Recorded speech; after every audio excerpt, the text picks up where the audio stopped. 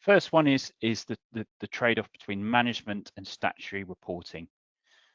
So the difference between the two, statutory reporting, hopefully not teaching you to suck eggs, but statutory reporting is obviously required by regulators and it's very strict, rigid standards. Management reporting is more flexible and certainly operational. So this is the reporting that gives leadership insights that they need to run the business on a day-by-day basis. And ultimately, specifically to this, it means slicing the data slightly differently, or potentially using non-standard views as well. So again, custom hierarchies coming into its own. You may have multiple accounting standards. We've listed a few there. This naturally creates complexity, especially when you're using the same financial data that needs to be structured or presented differently, obviously depending on those different ways of reporting, those different frameworks. You can also have regional versus global reporting.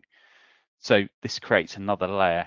So local entities, for example, might report to local leadership or governments using one structure. However, ultimately, in the end, they need to report to their global corporate hierarchy. So that all needs to be rolled up into one. So supporting multiple hierarchies will allow companies to serve both sets of needs for global and regional without duplicating work or indeed the data itself.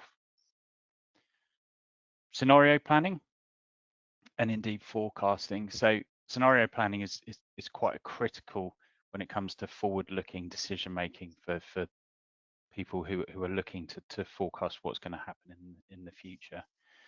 You may need to test different assumptions, changes in revenue, cost structures, whatever it may be, but ultimately without disrupting the official chart of accounts or the reporting hierarchy.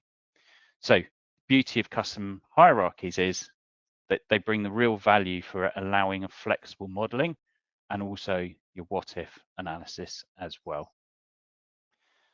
Finally, as I say, this may not be an exhaustive list because we learn a lot from our customers about how they use different features as well. Mergers and acquisitions, in this day and age, there's a huge amount of activity in M&A. When a company is required, it often has its own chart of accounts and reporting structures. In the complexity and mass transition and transformation that's going on, it's nice to have something where you don't have to immediately force a full integration of this.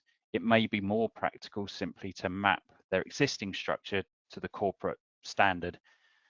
So custom hierarchies allows for this dual visibility. So you're preserving one company's reporting needs, the one that's been bought, whilst also meeting the corporate consolidation requirements as well.